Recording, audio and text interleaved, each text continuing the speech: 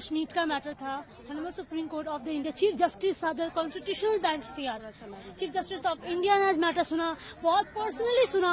उन्होंने क्वेश्चन बोला कि ठीक है, ये तो एक्सेप्ट करते ना आप कि पेपर लीक हुआ है, लेकिन क्वेश्चन होता है मोरालिटी का। यहाँ पर 24 लाख बच्चों की क्वेश्चन एजुकेशन का सवाल है। ऑनरेबल चीफ जस्टिस ने ये बोला क्या वो पेपर कैसे लीक हुआ, कितने लोग उसको एंटरटेन करते हैं, कितने लोग पैटर्न कैसे ग्रुप में बनता है, मतलब ए और बी बनता है, तो मतलब कैसे ग्रुप में बनता है, क्या उनको एक ही एजेंसी पेपर बनाती है, क्या उनको एक एजेंसी पेपर नहीं बनाती है। तो ये सारे क्वेश्चन आए कि पेपर कैसे उनके तक पहुंचता है, कैसे पैटर्न में पेपर बांटा जाता है, मतलब सारे क्वेश्चन आज जितने जो 2 महीने से चल रहे थे वो आज पूरा डिस्कशन हुआ। और इवन उन्होंने सीबीआई के लिए इंक्वायरी, सीबीआई इस पे आंसर्स दे और इन्वेस्टिगेशंस करे और पूरा जवाब दे, और एनटीए से पूरा आंसर्स मांगा इन्होंने। नहीं, कोर्ट ने हियरिंग के दौरान इस चीज को माना कि इसमें तो कहीं कोई डाउट नहीं है कि पेपर लीक नहीं हुआ है।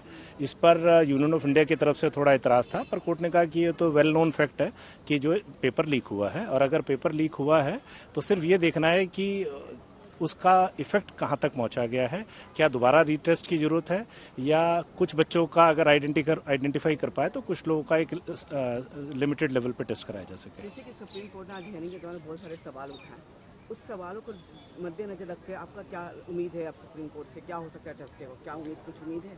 नहीं, अभी तो जब तक ये सारा डाटा ना आ जाए, क्योंकि कोर्ट अभी ये सारी चीज़ें जानना चाह रहा है कि क्या क्या इश्यूज हैं, क्या इन्वेस्टिगेशन हुई है, कब पेपर लीक हुआ है, उस पेपर लीक में वो पेपर लीक कितने बड़े पैमाने पर फैला है, तो इन सब चीज़ों को देखने के बाद ही कोर्ट फर्दर अपना कोई एक्शन लेगी।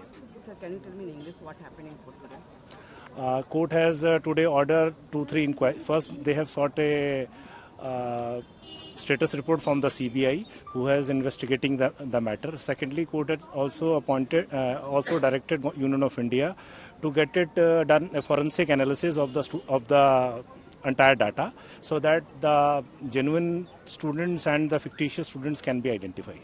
Besides this, court has also sought certain directions. From certain clarification from the Union of India when the paper leak was first, how many states, what was the process, in how many centers the examination were conducted, these types of informations. Supreme court ने अभी Thursday का जो date दिया है student के लिए, क्योंकि NTA ने अभी तक कुछ भी क्लियर अपने डाटाज अभी नहीं दिए हैं, जिसमें 23 लाख जो भी स्टूडेंट्स हैं उनके रिजल्ट्स जो अभी तक अपलोड नहीं हुए हैं वेबसाइट पे। तो हम लोगों का एक रिक्वेस्ट था कि पूरा अपडेट किया जाए, ताकि हम उसमें आइडेंटिफाई किया जाए कि किस तरह से झज्जर के जो 720 जो स्टूडेंट 6 स्टूडेंट को 720 मार्क्स मिले हैं।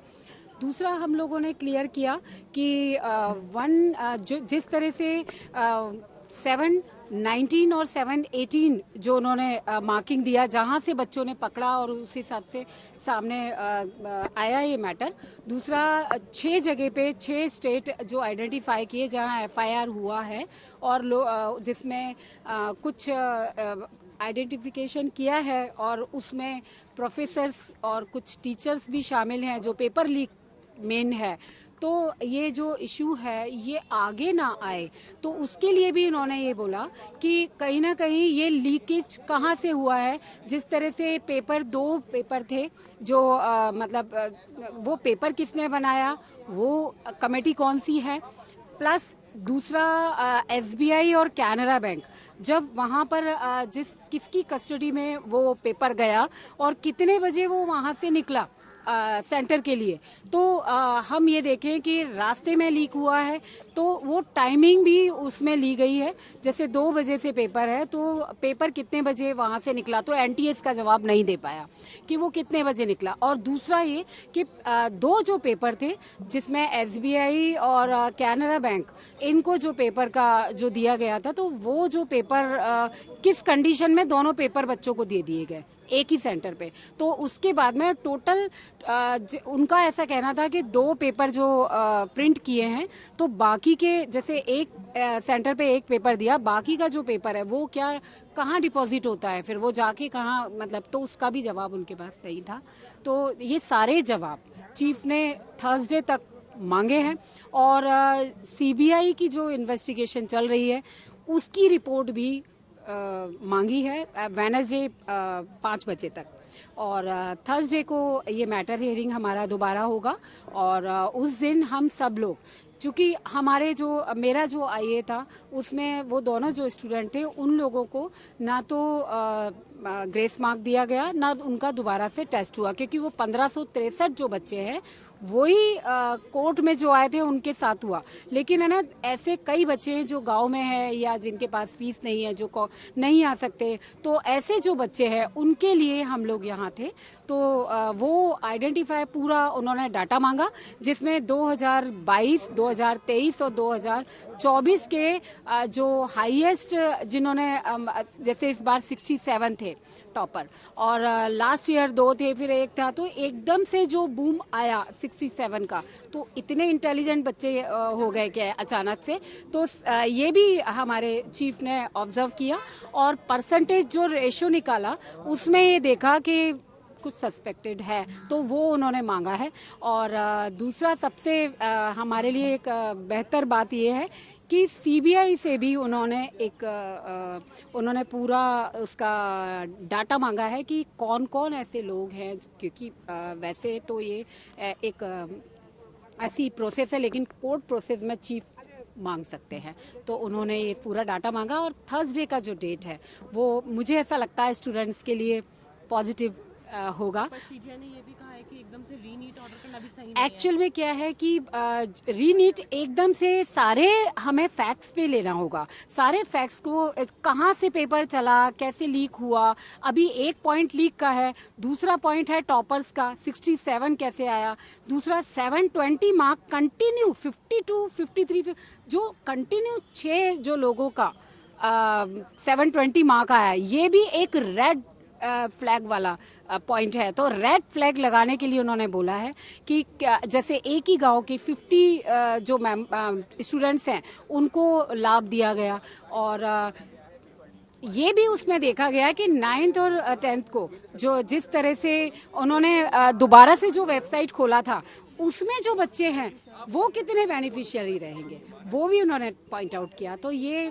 थर्सडे को हम कह सकते हैं कि पॉजिटिव रहेगा। देखिए, हमारे पिटीशन पे संज्ञान लेते हुए सुप्रीम कोर्ट ने एनटीए और यूनियन गवर्नमेंट से कुछ सवाल पूछे हैं कि अगर ये पेपर लीक हुआ है तो इसमें कैसे पेपर लीक हुआ, और उनको सारा डाटा जो है वो प्रोवाइड करने के लिए बोला गया है कि ये पेपर कैसे लीक हुआ, इसको कब, ये जो है आपने किस दिन पेपर आपने भेजा है, कब बैंक में आपने जमा किया है, और उसके बाद कब आपने ये पेपर डिस्ट्रीब्यूट किया है, इन सारी चीजों पे जानकारी मांगी है। उसके अलावा आपने जो रिजल्ट डिक्लेयर किए हैं उसकी डेटा एनालिसिस के लिए भी कोर्ट ने बोला है। सुप्रीम कोर्ट ने बहुत सारे डायरेक्शन दिए। सुप्रीम कोर्ट ने यहाँ तक क्या कि पेपर लीक हुआ है, और ये भी बोला है कि अगर पेपर लीक हुआ है तो एग्जाम के साइंटिफिक कॉम्प्रोमाइज हुई है। जी, आप बता सकते हैं सुप्रीम कोर्ट ने और क्या क्या ऑब्जर्वेशन दिया है? सुप्रीम कोर्ट ने ये ऑब्जर्वेशन दिया है कि क्या हम इन स्टूडेंट्स को सेग्रीगेट कर सकते हैं जो पेपर लीक में अरेस्ट हुए हैं या नहीं। सुप्रीम कोर्ट ये जानना चाह रहा है कि ये किस लेवल का पेपर लीक है, क्या हम इसमें सेग्रीगेशन कर सकते हैं, क्या हम स्टूडेंट्स को अलग अलग कर सकते हैं।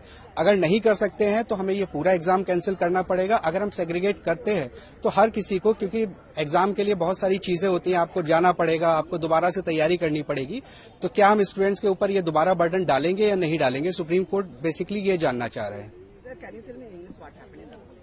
So today our petition was argued by learned senior advocate Mr. Sanjay Hegde on our behalf, and on the basis of petition the Supreme Court has raised some questions which has to be answered by the NTA and Union government.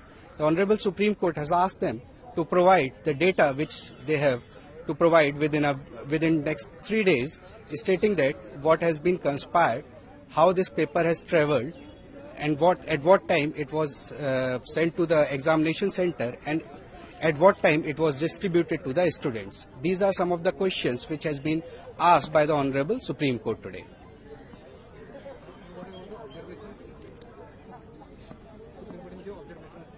The Honorable Supreme Court has observed that if segregation is possible, then we are not going to hold that re-examination is mandatory. But if segregation is not possible, then only possibility is of re-examination.